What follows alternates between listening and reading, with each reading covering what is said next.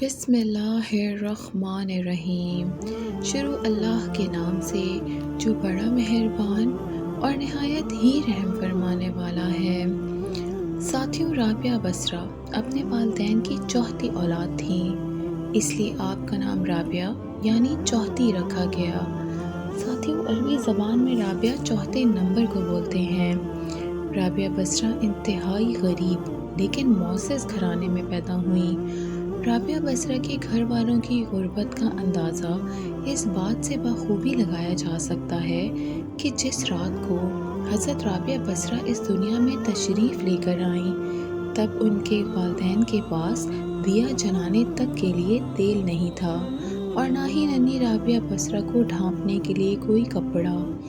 آپ کی والدہ نے آپ کے والد سے درخواست کی کہ پڑوسیوں سے ذرا سا تیل لے آئیں تاکہ وہ گھر میں دیا تو جلا سکیں، کیونکہ حضرت رابعہ بصرہ کے والد انتہائی خوددار تھے اور انہوں نے اپنی ساری زندگی اللہ کے علاوہ کسی کے آگے ہاتھ نہیں پھیلایا تھا۔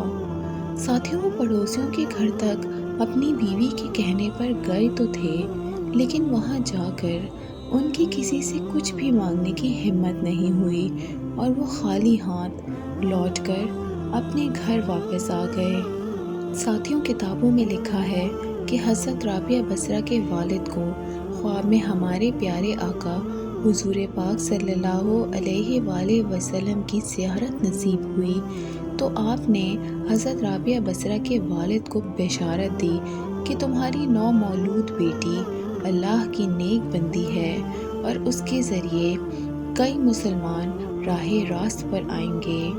ساتھیوں، حضور پاک نے اس رات حضرت رابعہ بصرہ کے والد کو کہا کہ تم جاؤ امیر بصرہ کے پاس اور اسے کہو کہ تم ہر روز رات کو 100 مرتبہ اور جمعرات کی رات کو 400 مرتبہ درود پاک کا نذرانہ بھیجتے ہو، لیکن گزشتہ رات تم درود شریف نہیں پڑھ سکے، لہٰذا بطور کفارہ 400 دینار یہ پیغام پہنچانے والے کو دے دو۔ خواب سے بیدار ہونے کے بعد حضرت رابعہ بصرہ کے والد اٹھے اور امیر بصرہ کے پاس جا پہنچے۔ اس دوران آپ کے والد کی آنکھوں میں خوشی کے آنسو تھے۔ ساتھیوں، جب امیر بصرہ کو حضرت رابعہ بصرہ کے والد کے ذریعے یہ پیغام ملا تو وہ بہت خوش ہوا کہ وہ آپ صلی اللہ علیہ وآلہ وسلم کی نظروں میں ہیں۔ اس نے شکرانے کے طور پر فوراً 1000 دینار غربا میں تقسیم کیے اور 400 دینار حضرت رابعہ بصرہ کے والد صاحب کو عطا کیے اور ان سے درخواست کی کہ جب بھی انہیں کسی چیز کی ضرورت ہو تو وہ بلا جھجک تشریف لائیں۔ دوستوں، اس واقعے کے کچھ عرصے بعد ہی حضرت رابعہ بصرہ کے والد انتقال کر گئے۔ اسی اثنا میں پورے بصرہ کے علاقے کو قحط نے اپنی لپیٹ میں لے لیا۔ قحط کے دوران حضرت رابعہ بصرہ اپنی بہنوں سے جدا ہو گئیں۔ رابعہ بصرہ ایک قافلے میں جا رہی تھیں کہ ڈاکوؤں نے اس قافلے کو لوٹ لیا اور ڈاکوؤں کے سردار نے حضرت رابعہ بصرہ کو اپنی تحویل میں لے لیا۔ پھر رابعہ بصرہ کو لوٹ کے مال کی طرح بازار میں لونڈی بنا کر بیچ دیا۔ ساتھیوں، جس شخص نے حضرت رابعہ بصرہ کو لونڈی کے طور پر خریدا تھا وہ شخص انتہائی سخت تھا۔ وہ حضرت رابعہ بصرہ سے انتہائی سخت اور محنت مشقت والا کام کرواتا تھا۔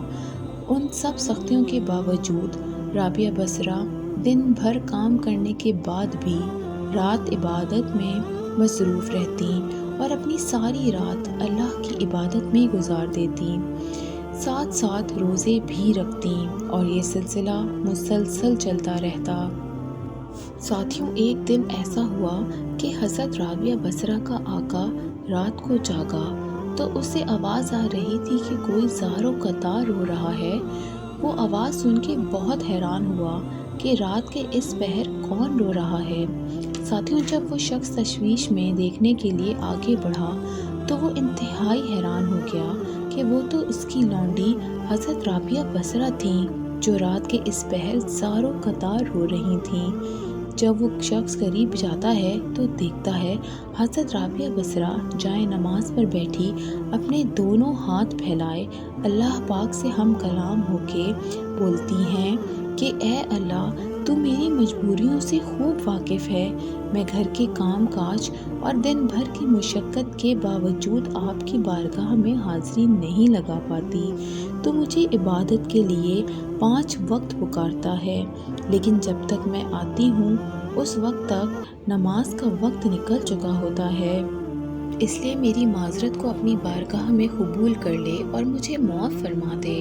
ساتھیوں، حضرت رابعہ بصرہ کا آقا اپنی باندی کا یہ منظر اور کلام دیکھ کر وہ اللہ کے خوف سے ڈر گیا اور یہ سوچنے لگا کہ ایسی عبادت گزار باندی سے خدمتیں کروانے کے بجائے مجھے خود اس کی خدمتیں کرنی چاہیے، اسے آسانیاں دینی چاہیے۔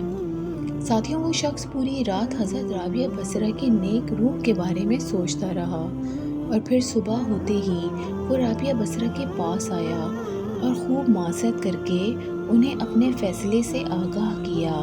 اس نے حضرت رابعہ بصرہ سے کہا کہ آج سے آپ میری طرف سے آزاد ہیں، اگر آپ اسی گھر میں قیام کریں تو میری خوش نصیبی ہوگی، ورنہ جیسے انہیں بہتر لگے ان کی مرضی، لیکن اگر وہ اس کے گھر سے جانے کا فیصلہ کرتی ہیں تو اس شخص کی طرف سے کی گئی تمام خطاؤں کو معاف کر دیں۔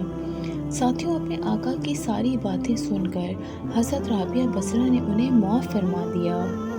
ساتھیوں، حضرت رابعہ بصرہ نے اپنی ساری زندگی اللہ کی عبادت میں گزار دی، انہیں پوری زندگی میں کبھی کسی چیز کی طلب نہ رہی۔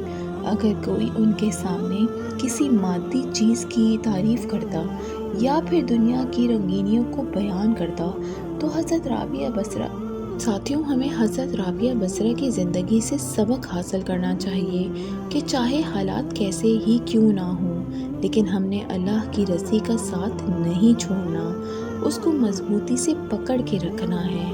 اگر ہم اللہ سے مخلص ہیں تو ہمیں کوئی بھی حالات، کسی بھی قسم کی مشکل اپنے رب سے اور اس کی عبادت سے دور نہیں کر سکتی۔